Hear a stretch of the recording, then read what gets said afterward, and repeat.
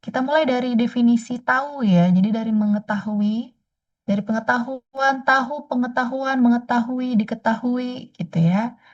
Jadi em, tahu itu berupa pengalaman subjektif masing-masing individu ya, berkenaan dengan mencari informasi, tahu sesuatu, mencari sesuatu ya. Kemudian mampu mengenali dan memahami sesuatu secara logis. Once ketika kalian tahu, berarti kalian sudah memikirkan hal tersebut. Kayak kemarin kita identifikasi gitu ya, kalian mengenali dulu. Kemudian biasanya pengetahuan itu berdasarkan by experience ya tadi ya, cara mendapatkannya.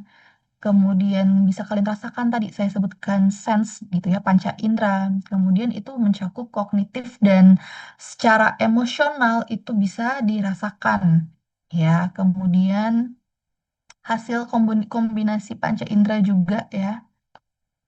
Kemudian masih tentang definisi tahu dan pengetahuan.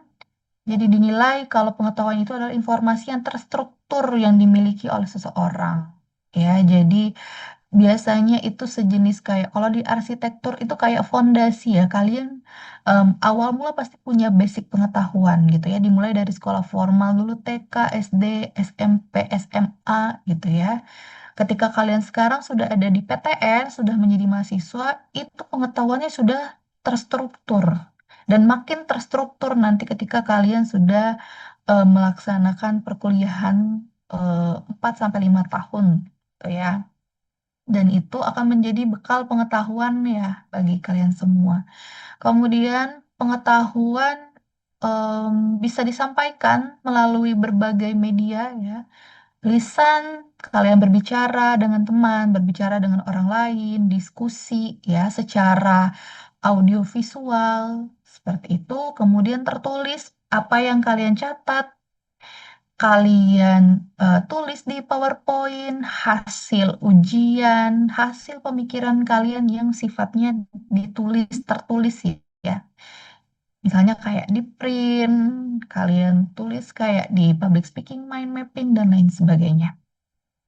Kemudian kalau terekam audiovisual, misalnya kalian em, voice note, sejenis voice note memberikan informasi, atau misalnya kalian membuat video pembelajaran, ya direkam, ada videonya. Kemudian misalnya kalian share sesuatu di IG Story dan lain sebagainya, terekam ya.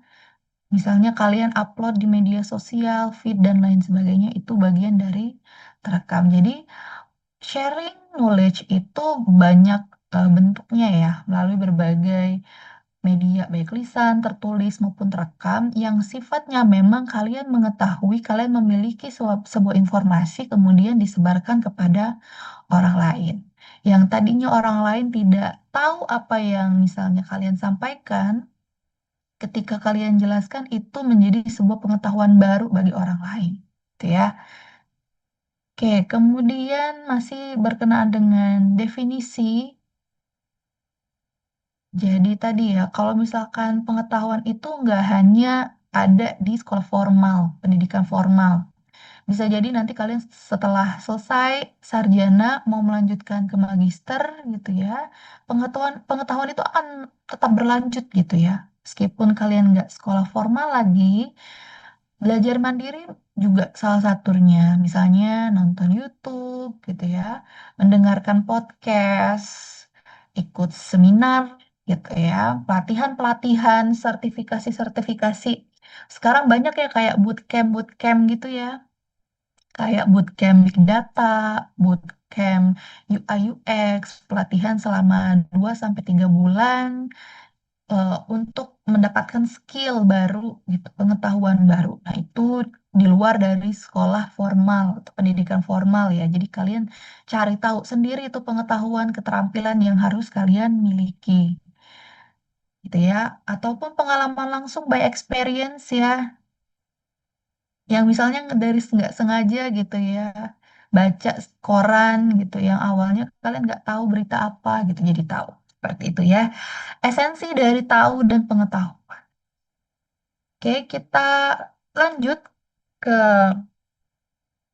irisan ya, kalau minggu lalu kita belajar tentang bagaimana kalian melihat pola dari proses knowledge management ya. Jadi ada em, panah, ada garis, ada kotak kecil, kotak besar gitu ya, yang saling berhubungan satu sama lain. Kalau hari ini kita belajar berkenaan dengan sebuah gambar yang di mana gambarnya saling numpuk-numpuk nih, ada dalam masing-masing lingkarannya. Silakan teman-teman lihat, perhatikan seperti apa gambar ini. Kenapa di sana ada justification? Karena kenapa ada truth? Kenapa ada belief? Kenapa ada knowledge? Di sana ada denial, ada mislead, dan credulity. Ya, silakan diperhatikan teman-teman apa yang kalian paham. Karena em, sekarang ada ini ya, apa namanya, kita ada sesuatu dan lain hal. Jadi sorry ya kalau misalkan kita online dulu, karena saya juga melihat situasi yang tidak kondusif, misalnya untuk pagi-pagi ini teman-teman untuk kampus ya, karena masih tidak memadai. Jadi enaknya dituliskan langsung sebenarnya di papan tulis, tapi nggak apa-apa. Silakan teman-teman share apa yang kalian ketahui di chat Zoom ya. Apa yang kalian ketahui tentang justifikasi, truth, belief dulu aja deh. Ya, silakan saya tunggu ya.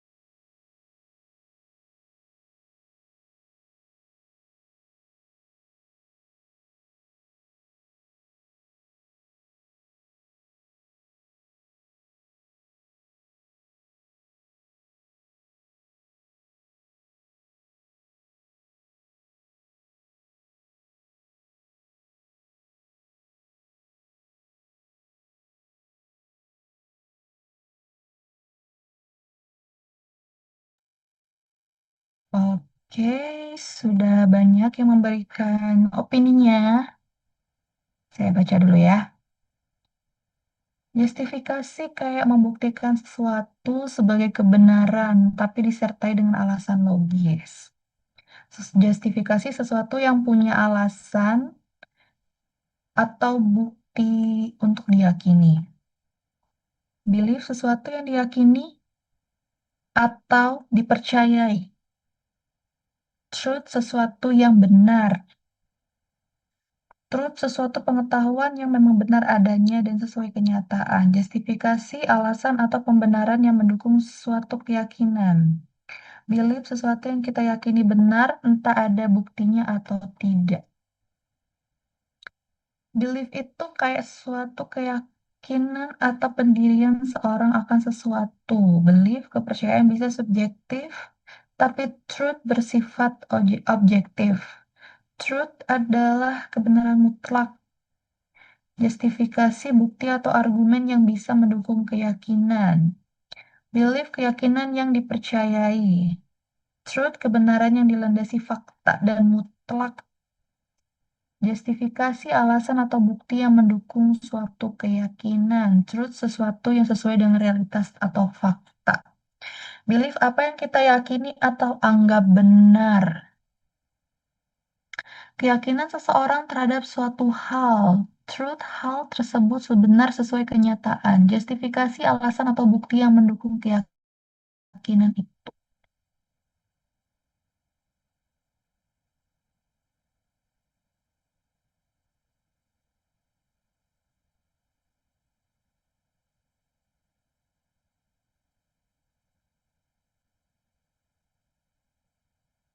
Belief adalah hal yang paling dalam, paling awal dalam mempercayai sesuatu. Truth adalah kebenaran yang sesuai dengan realita. Justifikasi adalah kebenaran yang harus dilengkapi dengan alasan atau bukti yang jelas. Belief, belief yakin terhadap sesuatu. Truth, apa yang kita yakini itu memang sebenar secara fakta. Justifikasi adalah alasan atau argumen bukti yang mendukung keyakinan itu. Contohnya, wah ini ada Tasya contoh.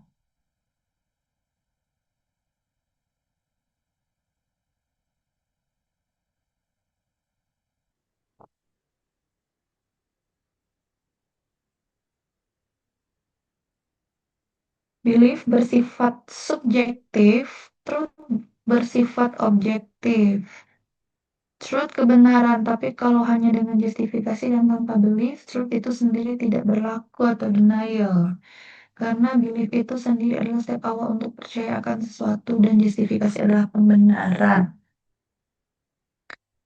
Belief sikap mental bahwa sesuatu dianggap benar atau ada. Misalnya, seseorang percaya matahari terbit dari timur berdasarkan pengalaman atau informasi. Truth sesuatu yang sesuai dengan fakta dan realitas. Misalnya, matahari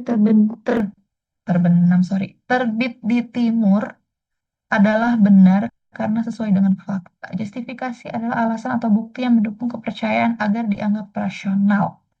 Misalnya, kepercayaan tentang matahari didukung oleh pengamatan harian. Belief, oke.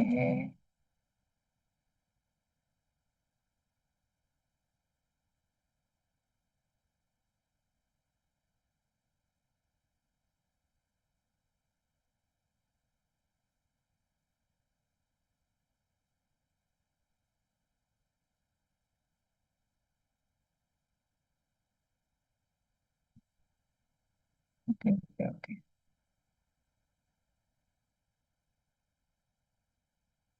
Sip ya.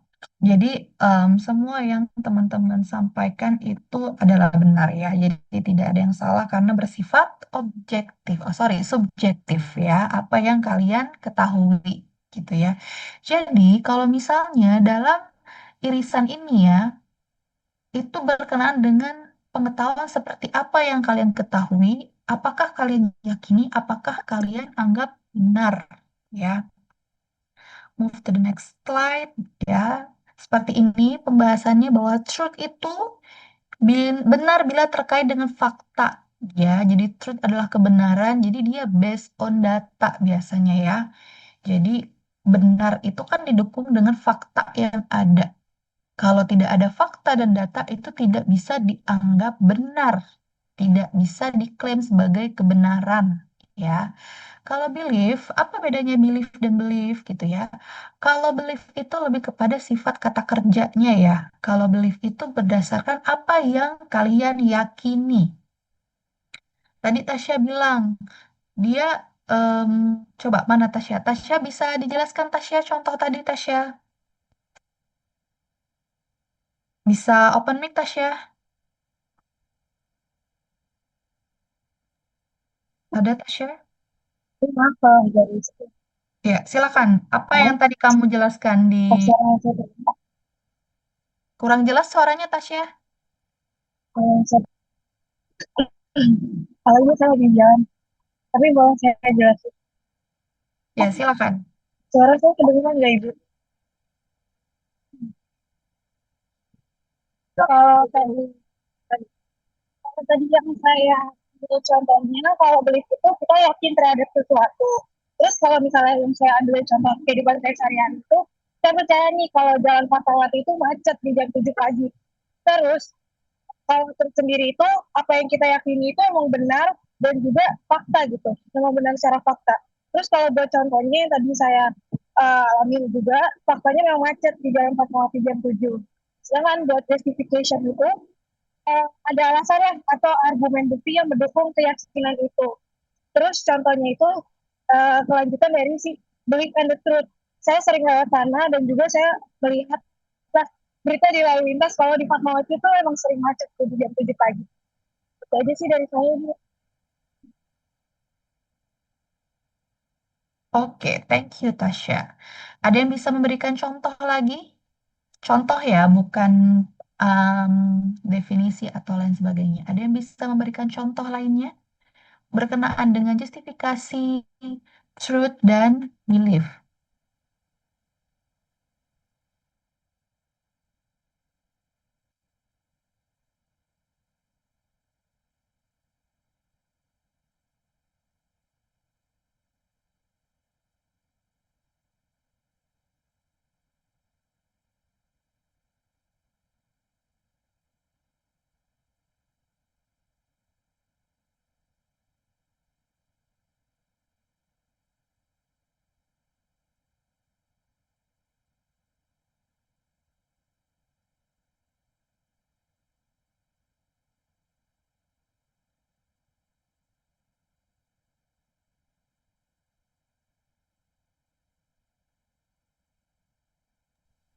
Kayak deh Bu, Eh, kalau menurut saya, misalnya kalau misalnya belief itu kayak saya tuh percaya kalau menurut saya kalau misalnya kalau misalnya saya mau fokus atau ngerjain sesuatu dengan fokus itu saya harus minum kopi. Nah, kalau misalnya justifikasi itu menurut saya eh misalnya kayak ramalan cuaca Bu. Jadi kayak dikit lagi mau hujan, itu biasanya di ramalan cuaca kan mau ketahuan jam berapa bakal hujan. Nah, kalau misalnya truth itu kayak udah ada udah ada apa ya udah ada ukurannya gitu kalau misalnya hal itu emang betul misalnya kayak suhu badan kalau saya seperti itu Bu. Oke, thank you Irham. Ada lagi yang mau menyampaikan pendapatnya?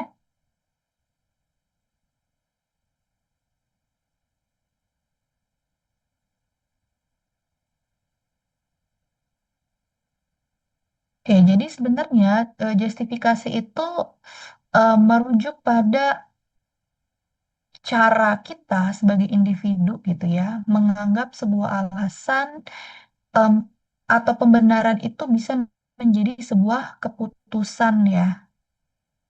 Kalau belief itu kan berdasarkan sisi emosional manusia gitu ya.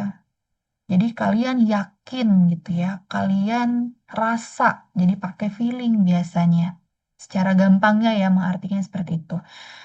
Ketika em, justifikasi bertemu dengan belief ya, Jadi apa yang menjadi pembenaran yang bisa kalian anggap itu menjadi sebuah keputusan, bertemu dengan apa yang kalian yakini, ya itu kan by insting ya, by logical, kemudian bertemu dengan rasa sisi emosional, biasanya itu ada misleading. Pernah dengar misleading ya?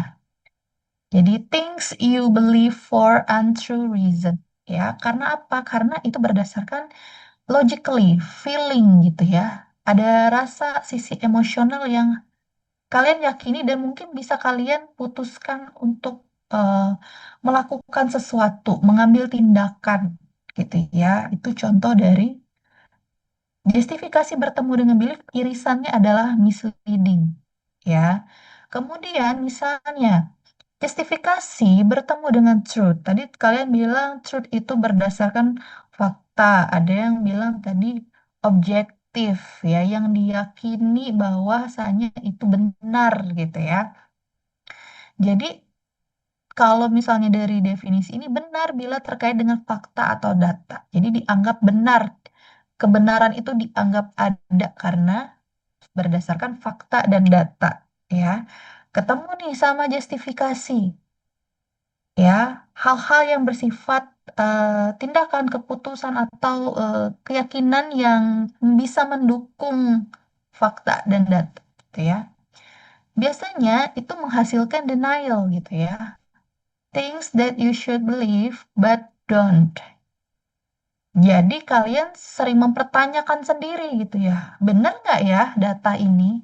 Benar nggak ya informasi ini? Gitu ya.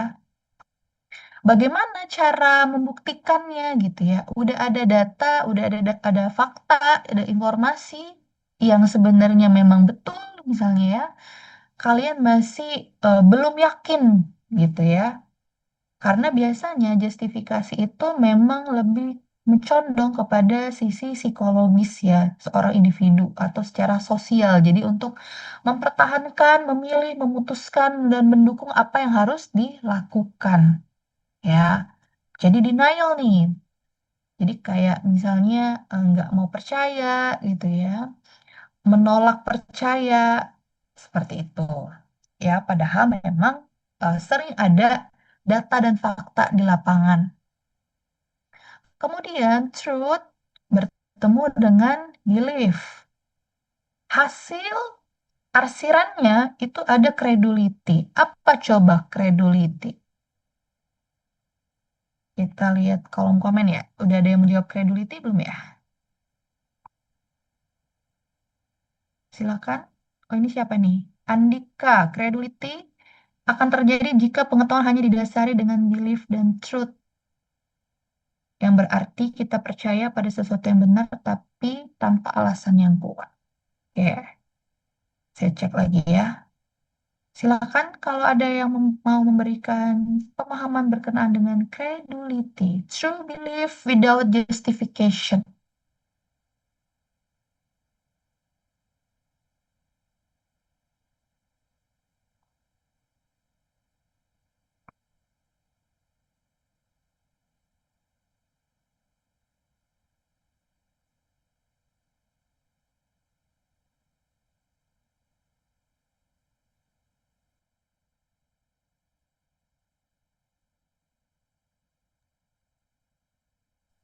Aku mungkin izin ngejawab ya Kak. Mbak, Ya, boleh silakan. mungkin contohnya yang biasa aku kasih itu kan karena credibility itu kepercayaan yang benar nih ada, tapi dari sisi individunya tuh dia tuh nggak punya suatu dasar untuk membenarkan kalau itu tuh beneran fakta gitu. Jadi kayak misalnya aku contohin tuh kayak em, em, kayak eh, aku tahu tentang merokok itu tidak sehat. Contohnya nih, contohnya merokok tidak sehat. Tapi aku hanya tahu itu dari kata-kata teman-temanku. Aku nggak tahu nih kayak data tentang merokok itu tuh kayak apa kandungan isi merokok, apa yang membuat ini tuh tidak sehat. Gitu sih Mbak, menurutku. Jadi itu aku percaya kalau merokok itu udah sehat, tapi tanpa tanpa punya dasar yang jelas, kayak nggak punya datanya, aku nggak pernah melakukan hal itu gitu. Oke, baiklah, thank you. Andika ada lagi? Ya, Davia gimana? Bagaimana menurutmu Davia? Menurut saya kalau credulity itu kayak dia tuh udah percaya tanpa adanya bukti yang cukup. Jadi kayak dia apa ya? Ya udah langsung percaya aja tanpa cari-cari kebenarannya terlebih dahulu gitu, Bu. Oke, thank you Devia. Ada lagi? Kalau kata Irham, credulity seseorang mudah percaya pada sesuatu tanpa berpikir kritis dan mencari bukti. Kalau Tasya bilang kepercayaan dan kebenaran, ya kepercayaan yang benar tapi tidak punya dasar atau pembenaran terhadap suatu hal, ya. Jadi kalau credulity itu, ini basisnya memang masih ada psikologi ya, bahwasanya misalnya manusia itu em, cenderung ya, saya nggak bilang semuanya, tapi bisa jadi ya, cenderung menerima informasi nih. Ada nih datanya ya, tadi truth kan ada data dan fakta.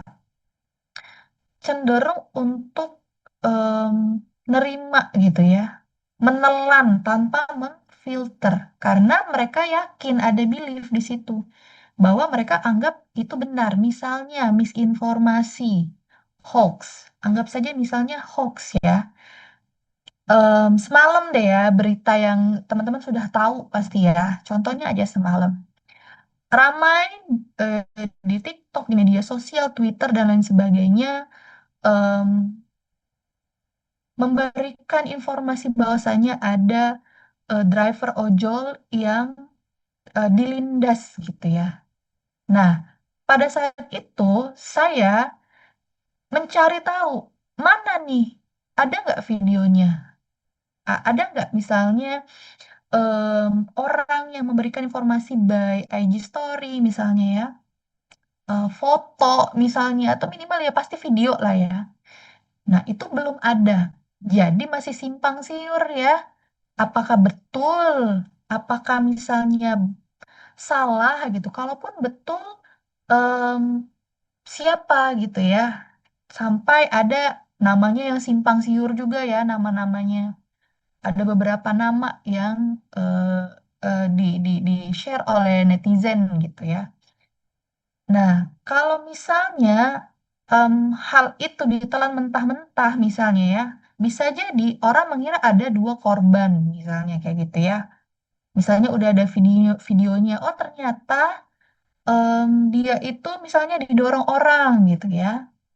Nah, itu jadi biasanya kalau credulity itu ada pertimbangan atau misalnya kecenderungan ya, dalam konteks psikologi mereka tidak melakukan filter atau tidak mempertimbangkan sebuah hal, tidak berpikir kritis seperti itu ya. Oke, ada Wildan Neva. Contohnya kayak reshare info ke grup tanpa melihat apa informasi itu memiliki sumber yang jelas atau tidak. Contohnya kita percaya aja sama berita medsos yang padahal bisa saja hoax. Ya, ya betul. Jadi intinya, misalnya apa yang sudah di-share gitu ya, anggaplah ada beberapa pidato orang-orang gitu ya, dan itu berbahasa Indonesia, EYD ya, yang kemudian misalnya ternyata itu hasil AI dan itu sudah menyebar kayak gitu ya. Nah, di situ biasanya credulity muncul. Orang cenderung tidak memfilter. Biasanya mengkritisi sesuatu tidak double check misalnya. Kayak gitu ya. Seperti itu karena itu kecenderungan bagaimana em, manusia bisa memahami atau bereaksi terhadap data dan fakta. Tetapi dia juga punya keyakinan bahwasanya ya itu benar gitu ya. Padahal udah ada datanya. Nah, itu ya kecenderungan manusia seperti itu berpikir tentang credibility. Dan kemudian justifikasi, truth, dan belief ini bertemu menjadi satu ya. Nyampur nih ya, beririsan satu sama lain. Ternyata itu membentuk sebuah pengetahuan. Ya, bagaimana ada datanya, kalian merasa dari dalam diri itu benar gitu ya. Kemudian kalian melakukan sesuatu, memutuskan sesuatu, mempertimbangkan sesuatu, gitu ya. Misalnya kalian apa namanya udah ada datanya, kemudian kalian yakin dan ketika sudah yakin kalian bisa melakukan sesuatu, merumuskan sesuatu, menimbang sesuatu gitu ya. Do something gitu about it ya. Jadi itu terbentuklah fase gitu, bagaimana pengetahuan itu muncul. Meskipun di dalamnya terdapat irisan-irisan, kadang kalian denial gitu ya, kadang ada mislead di sana, ada salah paham ya, ada info yang nggak jelas, terus kalian juga misalnya tidak berpikir kritis gitu ya, tidak double check dan lain sebagainya. Nah, ternyata hal-hal ini adalah hal-hal yang mendukung pengetahuan gitu ya. Jadi termasuk apa yang kalian yakini, kalian ketahui, dan apakah itu dianggap benar atau tidak. Itu ya, esensi dari irisan-irisan dari pengetahuan ini. Seperti itu ya. Oke, kita lanjut. Sering saya mention tentang explicit dan tacit knowledge ya. Ini hanya saya bagi aja karena em, pada dasarnya explicit dan tacit knowledge itu pemahamannya banyak sekali ya. Misalnya kayak eksplisit itu disampaikan secara formal biasanya ya. Bisa juga informal. Terdokumentasi, misalnya kalian barusan gitu ya memberikan pendapat via chat Zoom, via ngomong langsung gitu ya, tentang apa yang kalian ketahui. Ya, misalnya kalian share beberapa informasi semalam gitu ya lewat medsos kalian masing-masing gitu ya. Atau kalian mengkritisi sebuah informasi ya via media sosial gitu ya. Kalau disimpan di repositori maksudnya apa gitu ya? Contoh dari eksplisit itu adalah skripsi.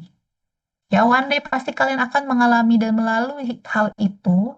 Jadi skripsi kalian itu nantinya akan diupload di repositori perpustakaan UPNVJ.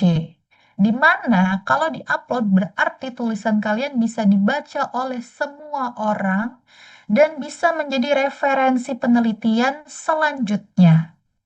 Nah, berarti apa yang kalian tuangkan dalam tulisan dari tasit kalian, dari hasil diskusi kemudian diupload nih, disebarluaskan. Ya, seperti itu. Itu maksud disimpan dalam repositori, contohnya adalah skripsi ya, ataupun tesis disertasi dan lain sebagainya. Misalnya kayak jurnal, jurnal itu kan hasil hasil pemikiran ya, hasil pemikiran yang dipublikasikan, diseminasinya di karya diseminasi gitu ya. Terus diupload di jurnal. Ya, disebutnya artikel jurnal. Kalau jurnal itu rumahnya isinya adalah artikel. Ya, kayak gitu ya. Kemudian eksplisit itu bisa berupa laporan, listen learn, misalnya kalian bikin esai gitu ya, PPT dan lain sebagainya. Ya, kemudian kalau tacit pasti biasanya kalian pasti ngalamin em, ada kalimat-kalimat kata-kata yang berkecamuk di dalam kepala kalian. Nah, itu ya. Intinya, kalau sudah seperti itu, tandanya kalian berpikir. Berpikir, menganalisis, memahami diri sendiri. Gitu ya. Kemudian, biasanya kalau kayak berkecamuk ya di kepala, kayaknya saya ini banyak banget yang harus disampaikan, tapi saya nggak bisa menyampaikannya. Tapi di kepala saya berkecamuk nih, ya, saya harus ngapain? Misalnya kalau sakit saya harus istirahat tapi saya nggak bisa saya harus ke kampus misalnya gitu ya. Nah itu kan sulit dibicarakan tetapi ada di dalam diri kalian sendiri. Biasanya itu sulit disampaikan. Makanya tesit itu bersifat menerima gitu ya. Kalian menerima, mencari dan menyimpan sendiri ya. Biasanya tadi kalau kita balik ke irisan-irisan justifikasi, truth dan belief itu kan berarti asumsi yang kalian punya. penilaian yang kalian punya, asumsi yang kalian tahu, opini yang kalian punya, dan opini yang kalian tahu, yang kalian simpan gitu ya, yang kalian serap kayak spons gitu ya, kalian serap sendiri gitu ya, sebelum nantinya akan disampaikan kepada orang lain yang bersifat explicit knowledge ya. Kemudian ini juga merujuk pada tacit dan eksplisit ya. Jadi kalau tacit itu lebih ke personal knowledge, kalau eksplisit itu biasanya lebih share ya. Namanya juga eksplisit. Jadi berbagi ke banyak orang, kalian sampaikan. Kalau personal itu kayak personal improvement, experience, practice, skill. Tadi saya bilang ya, ikut bootcamp, bootcamp gitu ya. Ketika kalian ikut bootcamp big data misalnya, atau bootcamp UI UX, atau bootcamp public speaking, itu kan kalian yang punya pengetahuannya, skill kalian meningkat nih. Nah, saya nggak tahu apa yang kalian pelajari, tetapi kalian selangkah lebih maju daripada saya, misalnya secara ilmu dan pengetahuan. Tuh ya. Bisa dari experience, bisa dari formal education, kemudian talents. Jadi intinya personal knowledge ini tidak mungkin berkurang ya, teman-teman. Pasti akan terus bertambah, nggak mungkin berkurang ya. Harus diasah terus. Misalnya kayak talent, kalian punya talent apa gitu ya. Secara diri pribadi, oh misalnya saya hobi ngomong ya ternyata gitu. Kenapa nggak coba ikut pelatihan misalnya. Dari personal knowledge itu bisa ke share knowledge. Dan di personal knowledge itu kaya sekali ya. Jadi tidak mungkin berkurang untuk personal knowledge. Pasti akan terus bertambah. Hari ini kalian belajar apa, jadi tahu apa.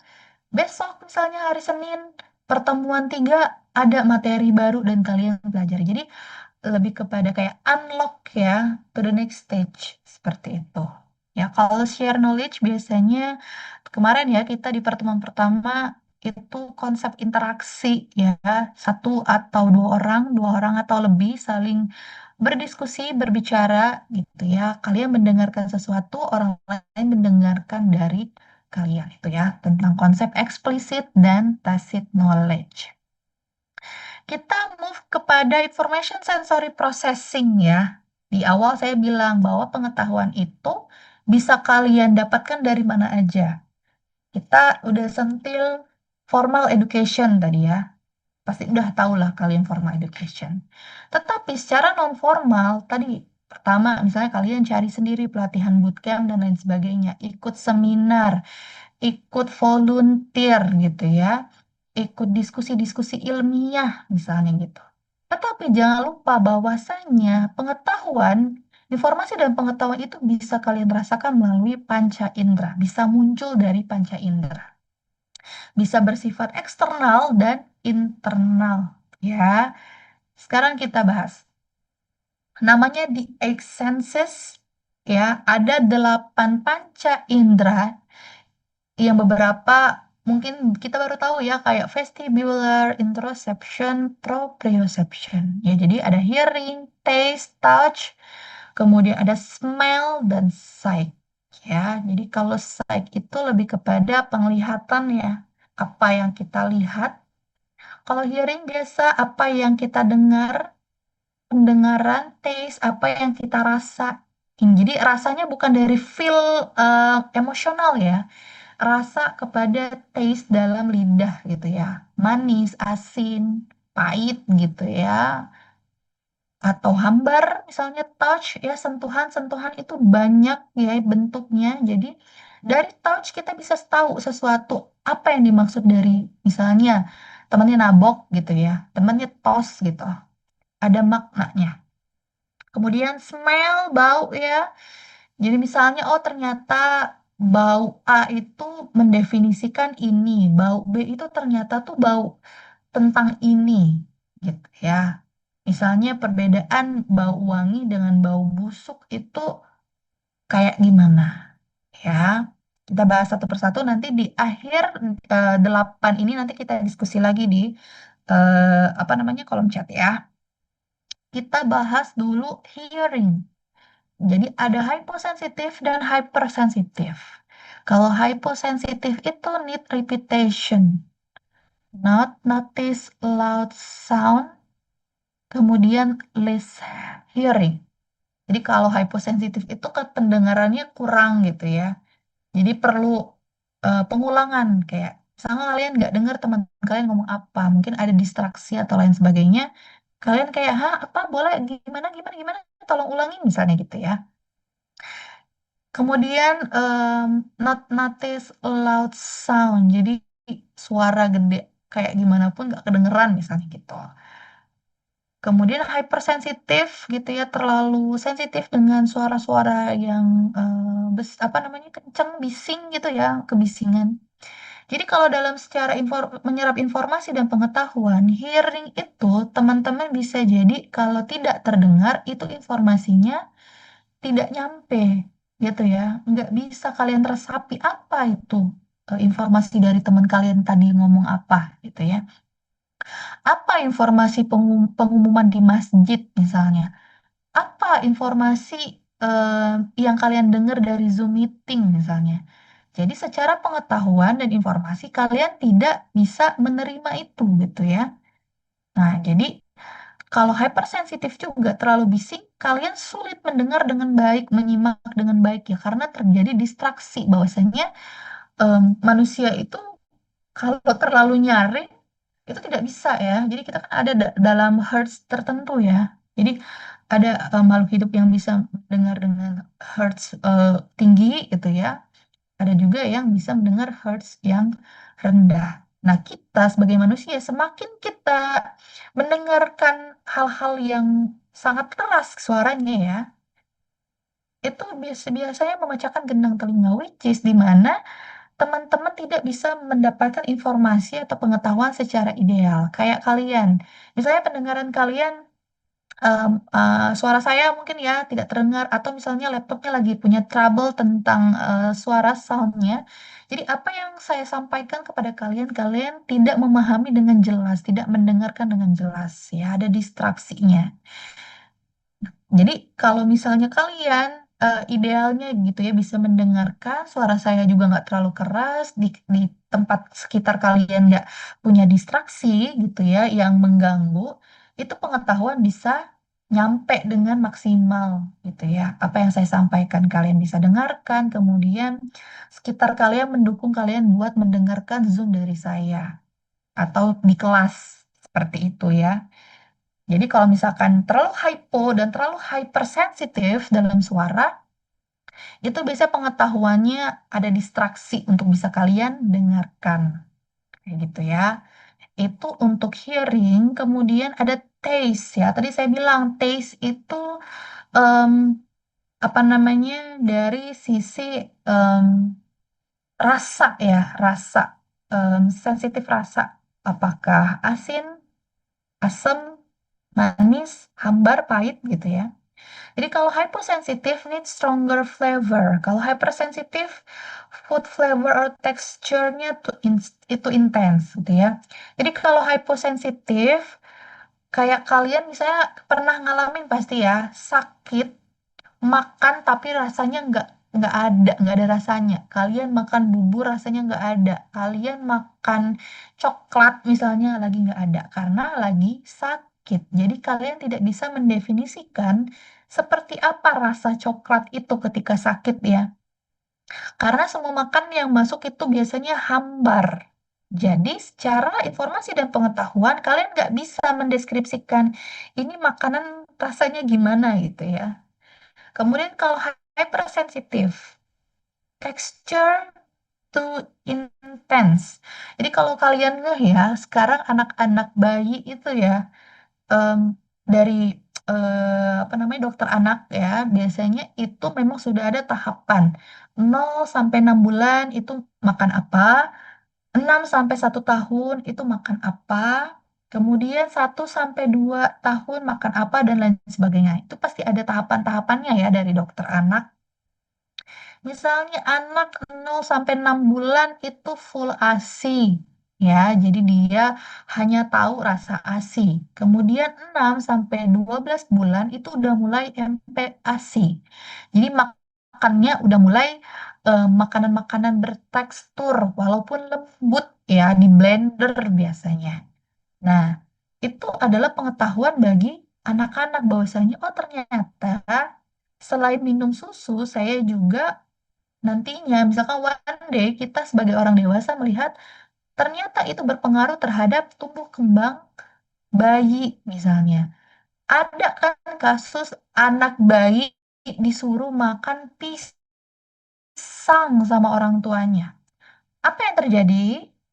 Anak bayi tersebut meninggal dunia. Karena apa? Secara pengetahuan bahwasanya untuk taste gitu, terlalu hypersensitif itu tidak baik untuk anak bayi. Makanya makanannya bertekstur, berubah-ubah sesuai dengan anjuran gitu ya. Misalnya udah setahun sampai 2 tahun, oh ternyata udah boleh nih makan nasi gitu ya. Makanannya udah lebih padat lagi teksturnya. Kemudian usia 2 sampai 5 tahun sudah mulai makan sama kayak orang tuanya. Ya, seperti itu contoh misalnya untuk taste. Misalnya kalian juga bisa membedakan, oh ternyata pedas cabe Sumatera dan pedas cabe Jawa atau Sulawesi atau Kalimantan itu ternyata berbeda-beda ya. Once misalnya kalian ke Bandung misalnya, di Bandung itu mostly dia pakai cabe yang cabe apa ya namanya beo ya, cabe yang kecil-kecil tapi pedes itu loh. Jadi dia jarang menggunakan cabe merah keriting misalnya. Kan itu adalah dua rasa yang berbeda. Secara nggak langsung kalian sudah punya pengetahuan berkenaan berkenaan dengan hal tersebut. Ya, misalnya kalian mencicipi sebuah makanan, ternyata makanannya kayaknya kurang manis deh gitu ya. Kurang manis berarti kurang enak nih, nggak cocok bahwasanya ini kurang manis. Kayaknya kalau dimakan jadi nggak enak misalnya. Atau misalnya makanannya terlalu manis, jadi karena terlalu manis itu rasanya jadi pahit. Otomatis nih donat nih nggak enak gitu ya. Otomatis donatnya nggak enak kayaknya donat di sini gitu karena terlalu manis merujuk ke pahit. Nah, itu ya pengetahuan-pengetahuan. Jadi ketika kalian merasakan hal itu, kalian pasti mencari referensi donat yang lain yang sesuai dengan apa yang kalian mau gitu ya. Bahwa ternyata secara pengetahuan kalau makanan terlalu manis itu bisa merujuk ke pahit dan gak enak juga ternyata. Ya, kayak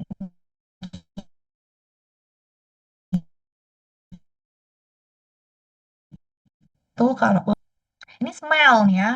Em, Mungkin kalian nggak asing lah ya kalau masalah bau ya, bau bunga wangi, wangi parfum misalnya ya. Kemudian bau busuk ya, misalkan busuk sampah apa, busuk bangkai apa gitu, bau kentut teman kalian apa, misalnya kayak gitu ya. Kalau udah notice nih gitu ya. Kalau hyposensitif itu dia tidak terlalu em, apa namanya ya,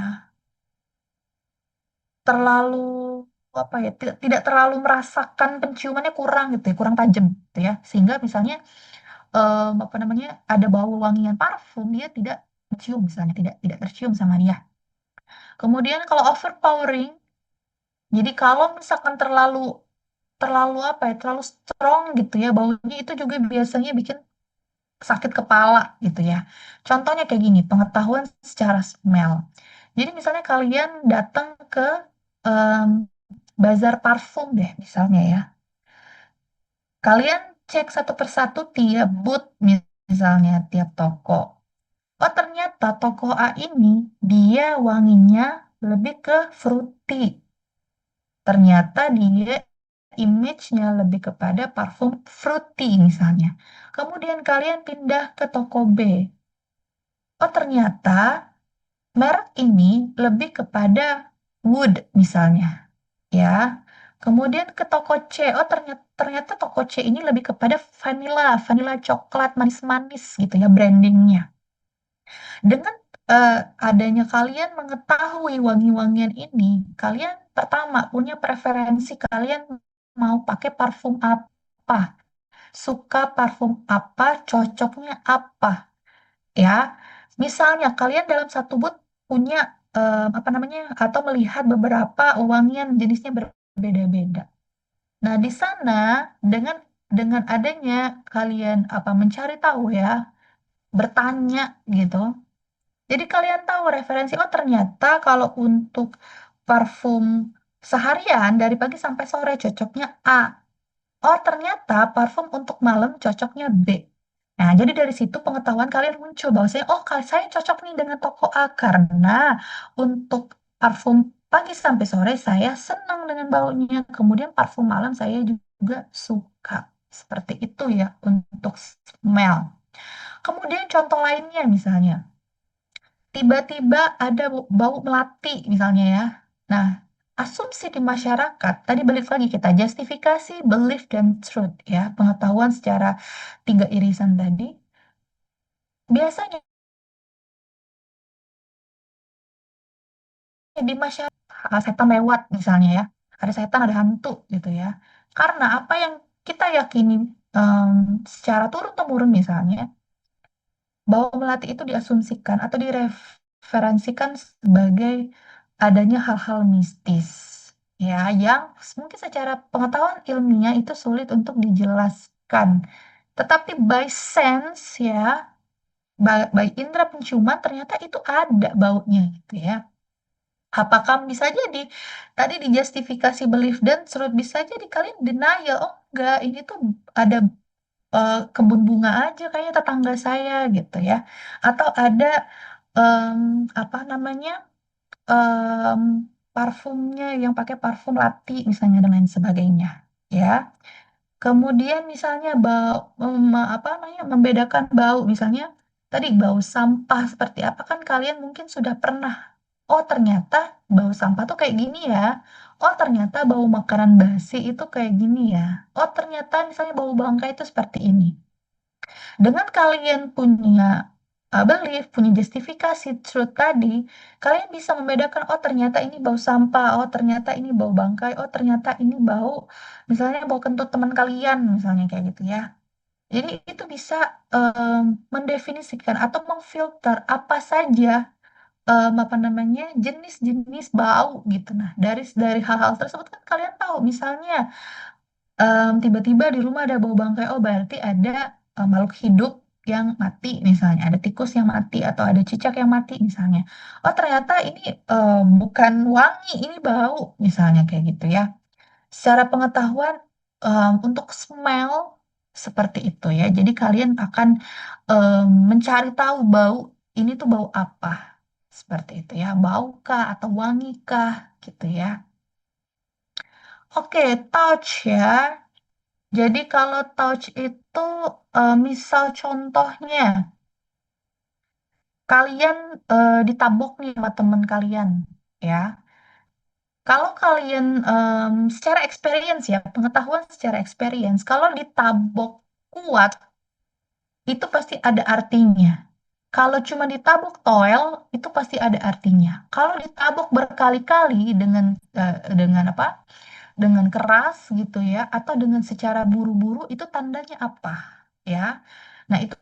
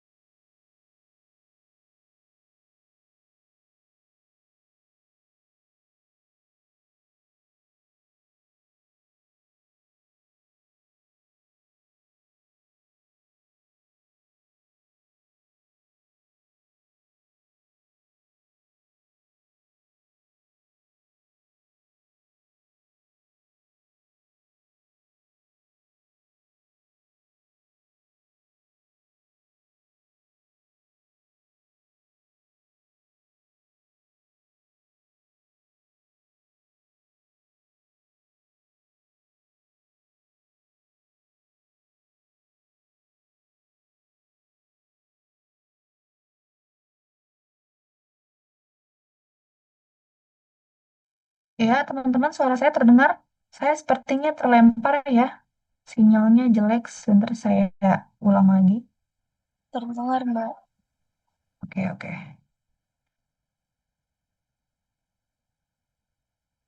Oke ya, tadi masih sampai em, smell ya.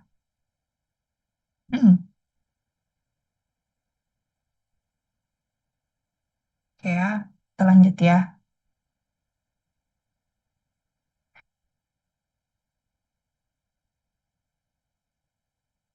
Oh, sorry tadi touch ya. Oke, kita lanjut ya. Misalnya teman kalian nabok-nabok nih.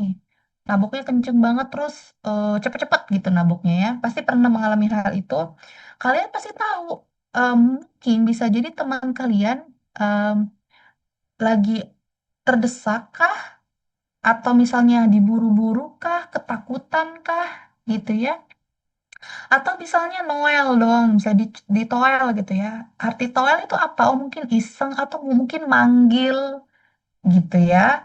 Misalnya tos teman-temannya, misal kalian tos. Kalau tos kenceng artinya apa? Kalau tos kayak biasa itu artinya apa? Gitu ya. Itu untuk touch. Jadi contoh hypersensitif ya. Food texture balik lagi ya. Tadi kalau misalnya taste juga masuk dan ini tentang touch ya. Kalian kalau nggak juga kita bicara tentang anak-anak bayi lagi ya. Kalau kalian nggak juga selain misalnya anak bayi itu dari DSA-nya dari Kementerian Kesehatan itu ada jenis-jenis makanan yang harus dimakan oleh bayi gitu ya. Touch juga sama. Kalau kalian nggak anak-anak zaman sekarang ya, anak-anak usia setahun, 2 tahun itu udah sekolah sensori. Mungkin pernah denger ya, sensori, sekolah sensori untuk anak-anak bayi itu sekarang lagi in banget. Kenapa? Di sekolah sensori itu, anak-anak bayi itu diperkenalkan dengan misalnya pasir, diperkenalkan dengan air, diperkenalkan dengan jelly, diperkenalkan dengan mie, diperkenalkan saya dengan tali, dengan rumput, ya. Untuk apa? Untuk melihat bagaimana anak-anak respon terhadap benda-benda atau media-media tersebut. Kemudian biasanya kebanyakan ya kalau kalian tonton video-video anak bayi nginjek pasir itu nangis, nginjek rumput nangis, megang jeli nangis, diajak renang nangis. Karena apa? Karena memang belum terbiasa. That's why dengan diperkenalkan dengan hal tersebut, anak-anak bayi itu akan terbiasa ya by experience karena apa? Untuk menunjang ketika usia perkembangannya mulai usia 2 tahun, 3 tahun, 4 sampai 5 dia sudah tahu, oh ternyata yang saya injek ini pasir. Oh ternyata rumput itu begini. Oh ternyata yang kemarin itu air gitu ya. Jadi dia tidak kaget. That's why sudah ada kurikulum, secara pengetahuan ya, ada kurikulum sensori untuk anak-anak bayi. Jadi mungkin di zaman-zaman dulu itu sensorinya di rumah masing-masing ya orang-orang tua kalian, orang tua kalian itu punya pendidikan sensori sendiri di rumah. Dulu, apalagi di zaman saya gitu ya, belum ada tuh sekolah-sekolah sensori kayak sekarang gitu. Jadi semuanya berawal dari rumah. Tapi kalau sekarang em, sekolah sensori untuk anak-anak bayi itu em, pesat banget ya, dan itu sekarang menjamur di mana-mana. Jadi em, anak-anak bayi itu dibiasakan atau pengetahuannya udah mulai dari usia dini dikenalkan ya. Termasuk misalnya clothing. Misalnya kalian bisa membedakan kayak cewek-cewek nih, hijabnya itu bahannya apa? Oh ternyata bahan yang satin dengan bahan yang saya nggak tahu ya nama bahannya apa ya kalau yang agak lentur lembut tapi kayak karet itu saya nggak tahu ya. Nanti bisa tuliskan di kolom chat ya teman-teman ya bahannya apa. Jilbab yang agak kayak bisa melar gitu loh. Saya nggak tahu namanya apa ya. Saya taunya jilbab Paris doang sama satin gitu ya. Kaos, oke namanya kaos ya. Oke gitu ya. Mungkin pasti cewek-cewek tahu lah itu bahannya apa. Nah, pasti ini cewek-cewek udah ngerasain, oh kalau beli jilbab itu yang enak dipakai sehari-hari, enggak apa ya, enggak meleyot gitu ya. Itu ternyata misalnya bahannya bahan Paris. nggak pakai bahan kaos. Kalau bahan kaos itu meleyot karena dia bahannya melar gitu ya. Kemudian misalnya nyari baju, oh ternyata baju yang enak dipakai, bahannya bagus, dingin, itu memang harganya lebih mahal misalnya. Oh ternyata bahan yang bisa dipakai sehari-hari itu bahan yang seperti ini. Kayak tadi jilbab, oh ternyata jilbab satin itu em, terlalu licin misalnya. Nah, itu kan kalian bisa merasakan ya kalau beli baju, pasti kalian nyentuh dulu nih bahannya apa. Secara nggak langsung ya, secara alamiah manusia gitu ya. Saya pun begitu. Kalau misalkan beli baju, beli celana, beli apapun nih ya, kita pasti lihat dulu nih bahannya bagus nggak ya, adem nggak nih, halus nggak, cocok nggak. Kalau saya beli tadi bahannya kaos, itu enak nggak ya dipakai buat seharian, apalagi di tengah terik matahari, misalnya saya pakai buat siang-siang. Adem nggak ya? Cocok nggak ya di kulit? Kayak gitu ya. Seperti itu ya untuk touch. Contoh dari pengetahuan. Jadi kalian bisa tahu referensi jilbab untuk seharian tahan badai misalnya, itu pakai jenis jilbab apa ya. Untuk clothing ya. Jadi kalian bisa merasakan touch. Oh ternyata halus nih bahannya. Berarti oh iya wajar. Mungkin harganya mahal karena bahannya bagus. Oh ternyata wajar. Misalnya bahannya panas. Kalau keringat nggak nyerap karena bahannya itu. Nah jadi kalian punya pengetahuan baru. Baju dan bahan atau celana dan bahan seperti apa yang kalian butuhkan, yang kalian harus beli sesuai dengan kenyamanan. Itu untuk touch ya, untuk clothing dan lain sebagainya. Next, kita bahas tentang sight, penglihatan. Nah, penglihatan ini juga ya, bisa jadi teman-teman silau gitu ya, tidak terlalu nyaman dengan cahaya yang terang. Ada juga orang yang em, apa namanya butuh cahaya terang gitu ya. Misalnya, dalam sebuah keadaan lampu mati gitu ya, hal yang pertama yang kalian lakukan pasti mencari penerangan dengan cara apapun. Mau senter, mau dari flashlight HP, apapun caranya. Karena dengan gelap itu kita tidak bisa melihat sekitar gitu ya. Keadaan tidak ideal. Seperti itu ya. Bisa juga karena terlalu terang nih, kita butuh sesuatu ya. Misalnya terlalu terang, di luar cahayanya terang banget, misalnya panas pula tadi ya, butuhnya apa? Payung misalnya. Ya, jadi ketika panas, oh ternyata saya butuh payung nih, terang banget nih, saya butuh payung, saya nggak mata saya sensitif. Oh ternyata saya butuh sunglasses untuk melindungi mata saya aja, gitu ya. Oh ternyata saya butuh topi, gitu ya. Biar apa? Biar nggak silau, biar matanya nggak sakit. Kemudian misalnya kalau nggak terlalu, kalau misalnya butuh banyak cahaya gitu ya, kalian harus ngapain? Udah tahu gitu ya. Oh, secara pengetahuan kalau gelap saya butuh cahaya. Cahaya yang saya butuhkan adalah apa?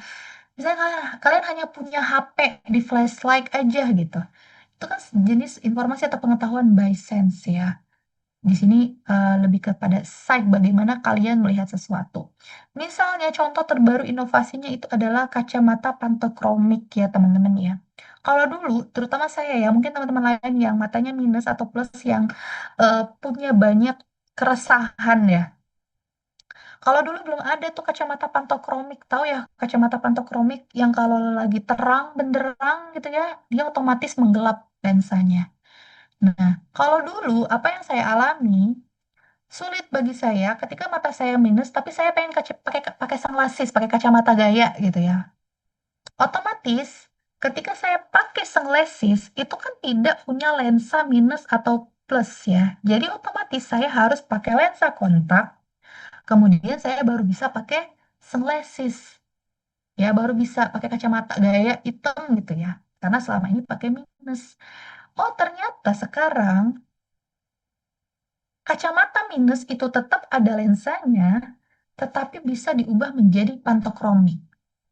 Misalnya, saya pengen jalan-jalan nih. Aduh, saya pengen gaya nih. Tapi gimana ya kalau saya silau? Berarti saya harus ganti kacamata dan saya harus pakai kontak lens. Sekarang inovasinya hanya ada di satu kacamata aja. Jadi udah matanya, oh udah mata, sorry, lensa matanya minus, kemudian ketika gelap, ketika terang, itu bisa berubah menjadi gelap, bisa menjadi modis, jadi fashion gitu ya. Lihat aja deh, sekarang udah banyak apa namanya kacamata pantokromik gitu ya. Itu adalah hasil dari bagaimana pengetahuan itu muncul dari apa? Oh ternyata orang-orang akan ribet kalau gonta-ganti kacamata. Oh tujuannya biar walaupun eh, pakai kacamata itu tetap dilindungi oleh sinar UV. Sinar UV-nya dari mana? Dari lensa pantokromik tadi, itu ya. Secara basic needs knowledge-nya itu sudah ada inovasinya untuk lihat kayak gitu ya. Kemudian masih ada, nah proprioception ya. Jadi kalau proprioception ini lebih kepada eksternal tubuh manusia gitu ya. Misalnya it helps us understand where our body is in space as well as our movement and action. Jadi sebenarnya tubuh itu tahu kapan harus bergerak. Misalnya, teman kalian ngasih makanan, otomatis cara nalar dan insting logically, kalian menadahkan tangan atau menerima gitu ya. Secara nggak langsung, oh teman kalian itu ngasih makanan.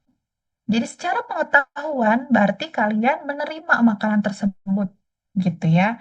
Lebih kepada gerak tubuh biasanya untuk proprioception ya. Kalau di gambarnya itu kayak otak itu memberikan sinyal kepada organ-organ tubuh untuk bisa melakukan sesuatu gitu ya. Misalnya kalian olahraga, main volley, main bulu tangkis, badminton misalnya ya.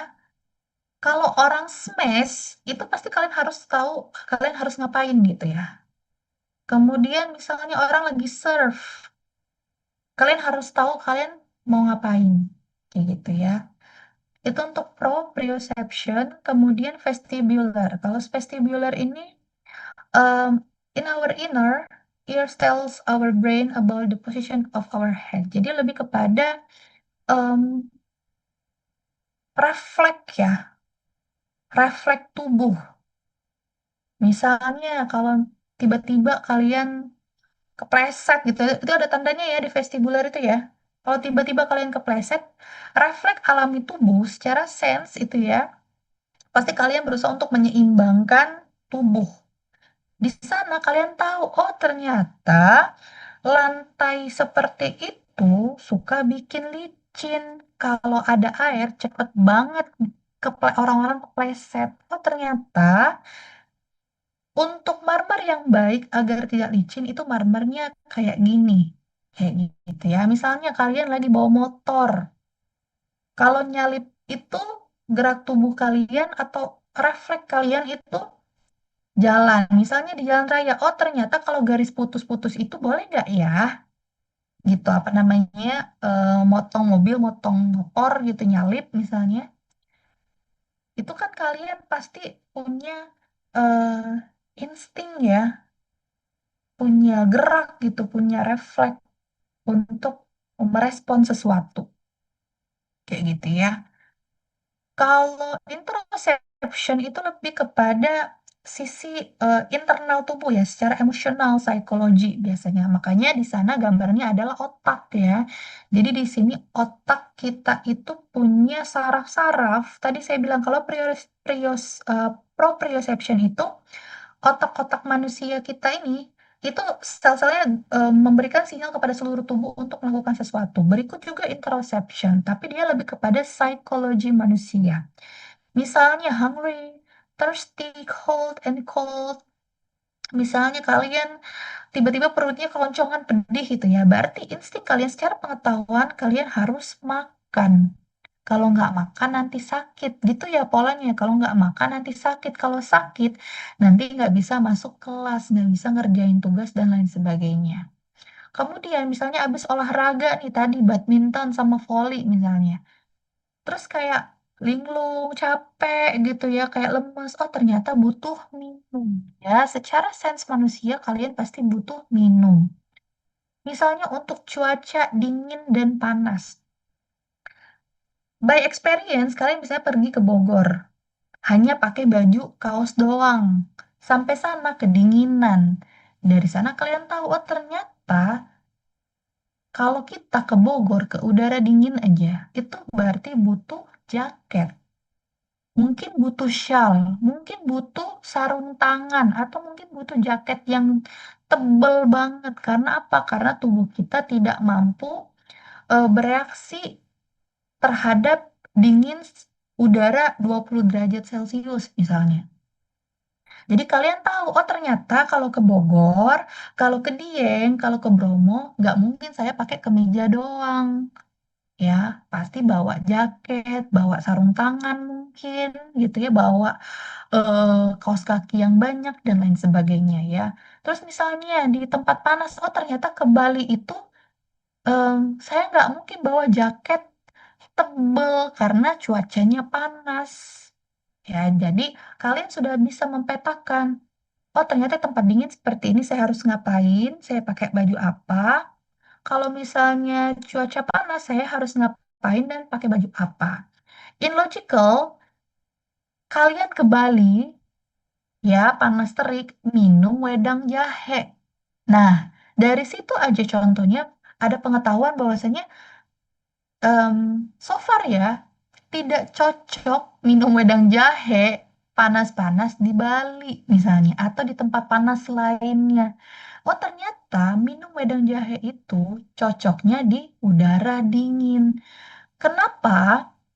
Kalau misalkan hujan-hujan, orang lebih suka minum apa? Minum wedang jahe, wedang ronde, minum teh manis anget, kayak gitu ya. Jadi secara pengetahuan, sebenarnya manusia itu sudah mampu membedakan. Karena apa? Karena sense tadi ya, ada belief dan justifikasi dalam pengetahuan. Terus kemudian kalau tiba-tiba di kelas, ih rasanya gak nyaman, kayak pengen pipis deh. Berarti secara eh, sense gitu ya, teman-teman harus ke toilet.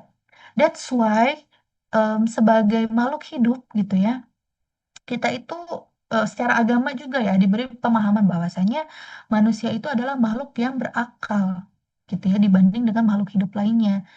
Ya, kalau kalian misalnya mau kebelet pipis gitu ya, kebelet pup, itu pasti ke toilet secara alamiah manusia.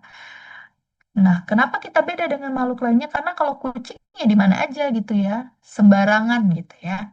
Nah, itu yang membedakan kita dengan makhluk yang lainnya karena punya sense, kita punya akal, kita punya logically gitu.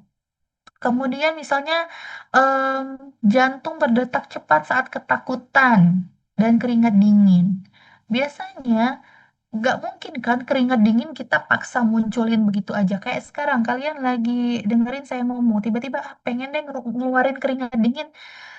Nggak bisa gitu ya. Secara nalar, keringat dingin muncul pas kapan? Nah, kalian sudah tahu tuh. Biasanya by experience, oh ternyata kalau keringat dingin saya tiba-tiba disuruh maju presentasi. Keringat dingin tuh, wah saya harus ngapain ya misalnya.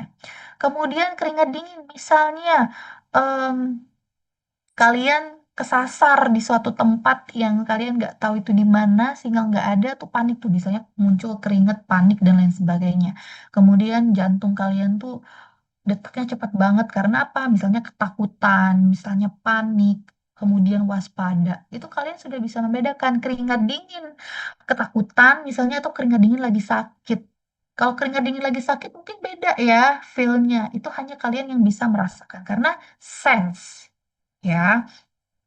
Kemudian tadi sakit rasa sakit gitu ya. Tadi nggak bisa berhubungan sama taste ya, sakit gitu ya badan, kemudian makan nggak ada rasanya. Nah, berarti kalian sudah sakitnya sudah lumayan parah gitu, harus minum obat tertentu. Kemudian lapar ya gitu ya, ketika mencium bau smell ya, mencium bau masakan kantin misalnya, jadi ke-trigger lapar kayak gitu ya, berarti harus makan ya.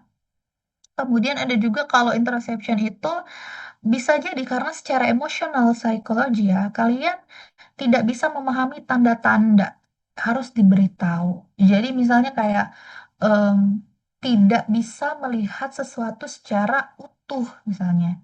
Jadi tadi kan kalau hungry, thirsty, hold, cold, terus kemudian ketakutan, keringat dingin, itu kalian otomatis tahu ya harus ngapain. Tetapi ada juga mungkin orang-orang yang tidak bisa memahami hal tersebut, tidak merasakan em, apa ya, secara pengetahuan kalian harus ngapain. Misalnya keringat dingin, terus kalau dia tidak bisa bereaksi terhadap apa yang harus dilakukan, dia tidak, dia malah makin nge-freeze gitu ya. Kalau kayak kedinginan, terus dia bingung, nggak tahu harus ngapain ya. Kalau misalkan nggak bawa jaket ya bakal kedinginan. Kalau nggak pulang dari tempat itu ya akan beku di situ. Kayak gitu ya. Contoh untuk interoception. Oke, sejauh ini silakan teman-teman tuliskan di kolom chat apa pengalaman yang kalian punya berdasarkan di eight senses dan itu menjadi pengetahuan sampai saat ini. Silakan ditulis ya. Saya tunggu sekitar 5 menit untuk kalian tuliskan di kolom chat. Pengalaman yang kalian punya, yang kalian rasakan dan kalian pahami hingga saat ini dan mungkin bisa jadi itu trigger untuk menjadi ke arah yang baik atau ke arah yang tidak baik. Ya, silakan.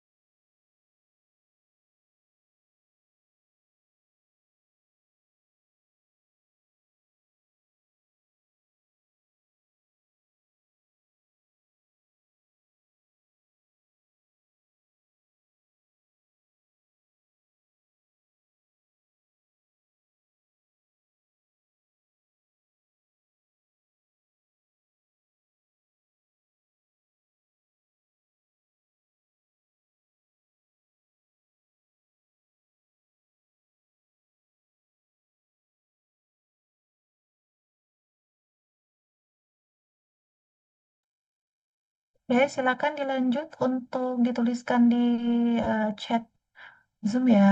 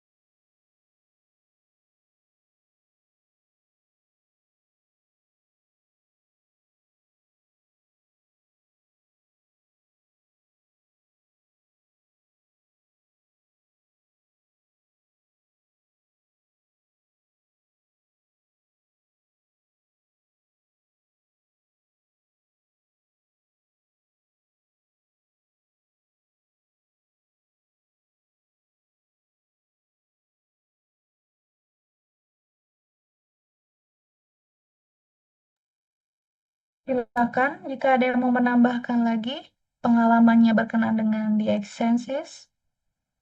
Saya sambil baca satu persatu ya.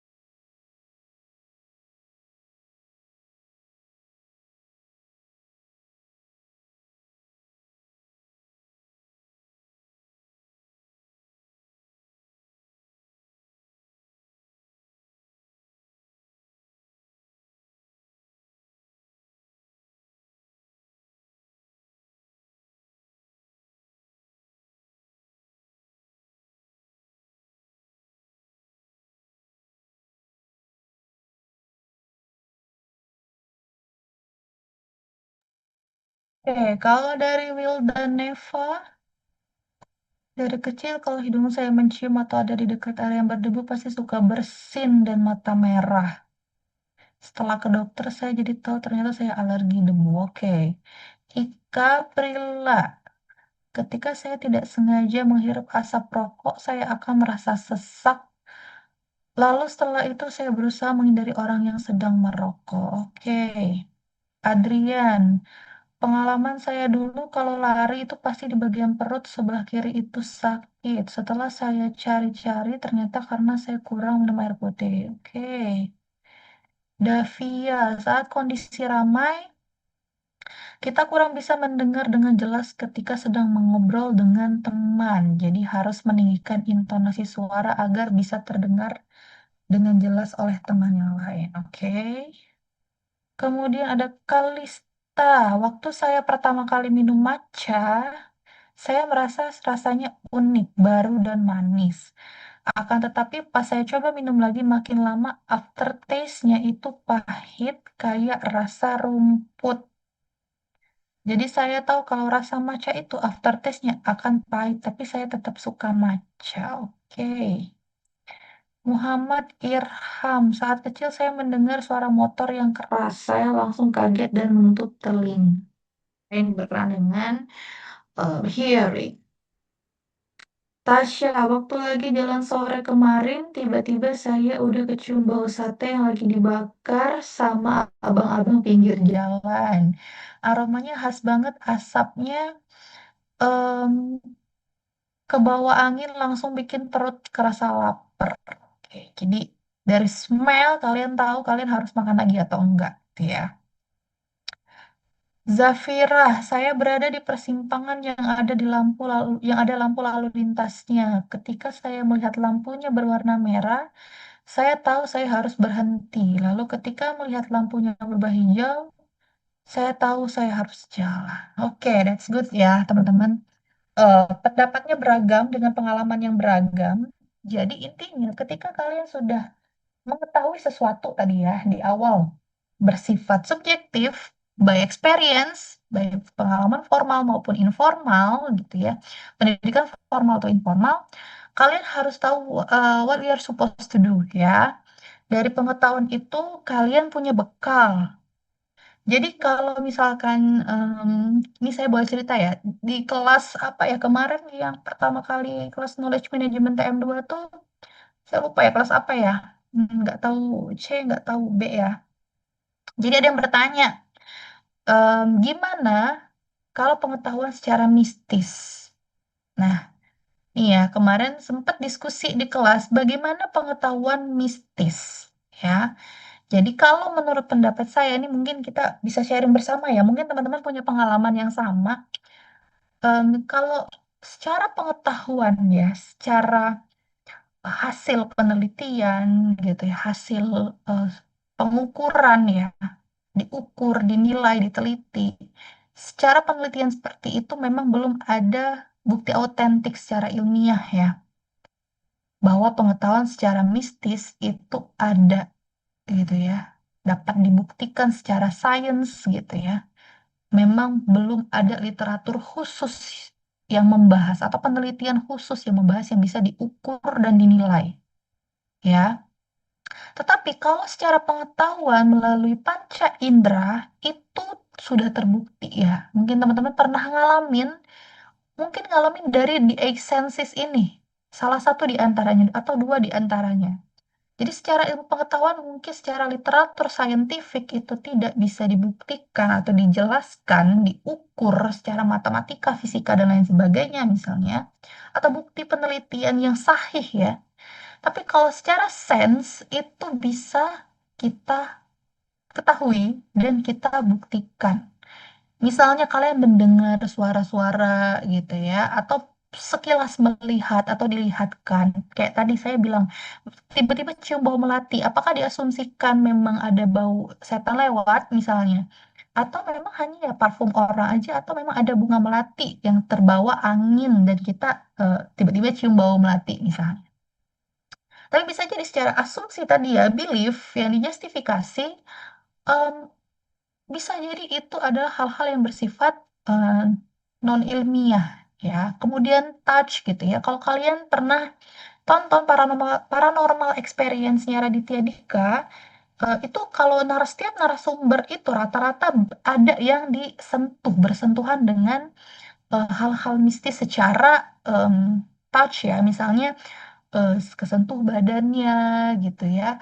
Ternyata em, hantu tersebut atau ya ghost itu menyerupai yang bisa bisa kita sentuh, misalnya menyerupai orang terdekat kita yang bisa disentuh dan lain sebagainya. Itu kan tidak bisa dijelaskan secara pengetahuan saintifik ya, tetapi secara sense itu ada pengalaman by experience itu ada pengetahuan bahwasanya oh ternyata hantu itu ketika ada pengalaman orang yang bersentuhan langsung itu misalnya tangannya kecil, terus misalnya ada apa gitu ya, misalnya rambutnya memang panjang atau misalnya lain sebagainya ya penjelasannya gitu ya. Berikut juga dengan bau, misalnya bau anyir itu ternyata secara sense, oh ternyata merujuk kepada hal-hal mistis. Pada di saat secara logikal tidak ada misalnya aroma darah di sekitar kita gitu ya. Kemudian penglihatan juga ya secara saintifik itu bagaimana kalian bisa membuktikan, pengetahuan bisa membuktikan bahwa memang ada hantu itu misalnya secara ilusi itu bisa diukur misalnya ya kayak gitu. Tetapi secara sense itu bisa tiba-tiba kita lihat gitu ya dengan banyaknya pengalaman orang-orang hearing misalnya. Apakah kita eh, bisa mendengar dengan hertz yang apa ya terkoneksi dengan hal-hal mistis misalnya ada beberapa orang yang punya pengalaman seperti itu dan punya kemampuan seperti itu ya bisa jadi dari taste kemudian vestibular interoception dan proprioception itu tidak bisa tapi bisa juga kadang-kadang secara interoception kita punya rasa sense kayak merinding tadi ketakutan cemas gitu ya tubuh itu punya sinyal-sinyal. Misalnya setelah kalian melihat atau mendengar, smell, bisa jadi sense di interoception dan proprioception itu aktif, ya. Jadi bisa jadi mungkin kalian eh, dari pengetahuan, ada penciuman, ada melihat, mendengar, bahkan pernah bersentuhan misalnya, itu kalian sudah tahu bahwasanya oh mungkin secara mistis ada hal-hal seperti ini yang tidak bisa dijelaskan oleh ilmu pengetahuan.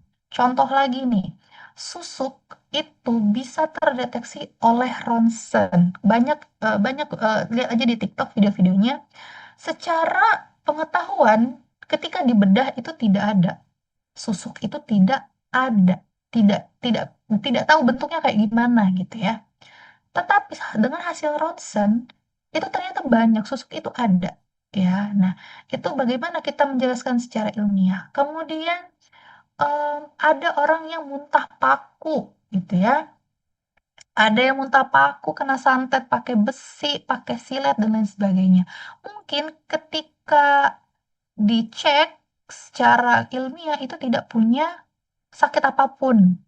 Tetapi dia terus tuh muntah paku gitu ya. Kalau secara ilmiah itu paku datang dari mana, silet datang dari mana, besi dan datang dari mana. Tapi secara sense gitu ya tadi em, itu bisa terjadi gitu ya. Pengetahuan by experience, by sense itu tahu oh ternyata memang ada, tapi tidak bisa dibuktikan secara ilmiah saintifik. Ya, itu untuk penjelasan di senses berkenaan dengan ada pertanyaan tentang bagaimana pengetahuan secara mistis ya. Untuk materi ini udah saya upload di Leads ya. Silakan dibaca dan dipahami bahwasanya memang kita hari ini akan membahas tentang karakteristik pengetahuan ya, bahwasanya pengetahuan itu bermacam-macam, bisa kalian dapat dari mana aja, dan bentuknya bisa di breakdown seperti apa gitu ya. Berikut adalah karakteristiknya, ada terekam, tidak terekam, kemudian pengetahuan juga menjadi basis pengambilan keputusan kalian gitu ya. Kalian harus ngapain berdasarkan misalnya berdasarkan justifikasi, berdasarkan belief, berdasarkan truth, kemudian mungkin bisa berdasarkan di exsensis. Jadi misalnya hujan, kalian harus tahu mau ngapain. Oh, ternyata harus harus pakai payung gitu ya. Kalau hujan-hujanan saya sakit gitu ya. Tadi kayak misalnya saya kepanasan di luar panas banget, saya kayak harus pakai payung deh. Besok-besok saya bawa topi deh atau sunglasses dan lain sebagainya ya. Jadi menjadikan basis pengambilan keputusan biasanya tadi merujuk pada justifikasi. Kemudian pengetahuan itu ada perbedaan tentang secara individual. Kalau individual ya, jadi apa yang pengetahuan yang kalian punya itu kalian yang tahu gitu ya. Jadi tadi kayak saya bilang, kalian dapat bootcamp, ikut bootcamp, pelatihan, sertifikasi, itu kalian pengetahuannya akan bertambah. Jadi untuk mencari pengetahuan biar bertambah itu kalian pasti tahu cara menemukannya. Misalnya mencari informasi di berbagai sumber, artikel, buku misalnya gitu ya. Ini berkenaan dengan information behavior, nantinya bagaimana seorang individu itu mencari pengetahuan, bagaimana pola mereka mencari informasi, bagaimana karakter mereka dalam mencari informasi untuk memenuhi apa? Memenuhi kebutuhan pengetahuan mereka sendiri atau kita, gitu ya. Berikut untuk jenis pengetahuan dan lain sebagainya ya. Kalau kolektif biasa tadi berkenaan dengan share knowledge. Kalau kolektif itu biasanya interaksinya dua orang atau lebih hasil diskusi. Em, Knowledge management virtual gitu ya. Kayak kita Zoom meeting sekarang itu pengetahuan kolektif. Em, Kemudian untuk pengetahuan pribadi ya itu pandangan pribadi, asumsi tadi penilaian yang bisa dijadikan landasan untuk pengambilan keputusan teman-teman ya. Kemudian komunikasinya bersifat pribadi gitu ya. Kemudian kalian biasanya mengidentifikasi ya kayak definisi knowledge management, mengidentifikasi dahulu, mengobservasi, melihat, mendengar, merasakan. Tadi di eksensis mungkin masuk juga untuk pengetahuan pribadi. Jadi basic knowledge untuk kalian bisa observasi, bisa memetakan gitu ya, mengidentifikasi dan lain sebagainya ya. Itu pun karena ini pengetahuan pribadi ya. Jadi ini dipengaruhi oleh perilaku kalian sendiri. Tadi kayak information behavior seseorang. Seperti itu ya. Oke, mungkin slide kita udah selesai. Jadi kita cukupkan pertemuan sampai hari ini. Sebelum kita tutup kelas hari ini, apakah ada yang ingin ditanyakan atau didiskusikan kembali, teman-teman? Berkenaan dengan nature of knowledge. Ya, ketua kelasnya siapa ya ini ya? Ada ketua kelasnya? Sudah dibentuk belum? Atau saya lupa? Udah ada di ketua kelasnya? Atau belum? Atau saya tunjuk aja ya?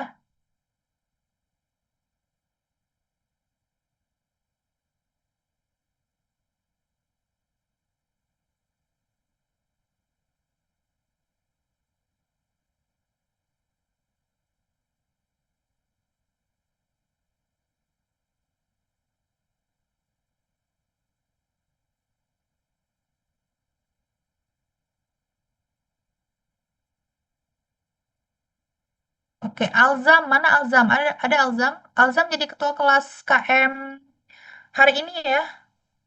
Mana ada Alzam? Ada Mbak hadir saya. Oke, Alzam ya, tolong ya, kamu saya minta jadi ketua kelas hari ini ya. Hari ini, nggak hanya hari ini aja, satu semester maksudnya ya. Oke, Alzam ya, Baik deal Mbak. ya. Iya Oke, Mbak, siap. jadi Laksanakan. tolong bentuk kelompok ya Alzam ya dan buatkan grup ya karena kelas ini belum ada grupnya. Nanti apapun yang ingin saya sampaikan akan ada di grup ya. Jadi kita komunikasinya di grup aja. Kayak gitu ya Alzam ya. Yang hadir 39 orang. Nanti Alzam tolong dicek siapa aja teman-teman yang tidak hadir hari ini ya. Baik Mbak, siap. Oke. Silakan baca di Leads ya untuk materinya dan baca buku yang sudah saya upload. Oke, karena saya akan ada kelas selanjutnya, saya sudahi kelas hari ini ya teman-teman. Thank you for today. Nanti minggu depan kita offline seperti biasa. Semoga apa yang saya jelaskan dapat dipahami dan dimengerti ya. Oke, thank you for today. Silakan boleh meninggalkan Zoom meeting. Terima kasih, Mbak. Terima kasih Mbak. Terima kasih, Mbak. Terima kasih, Mbak. Terima kasih, Mbak.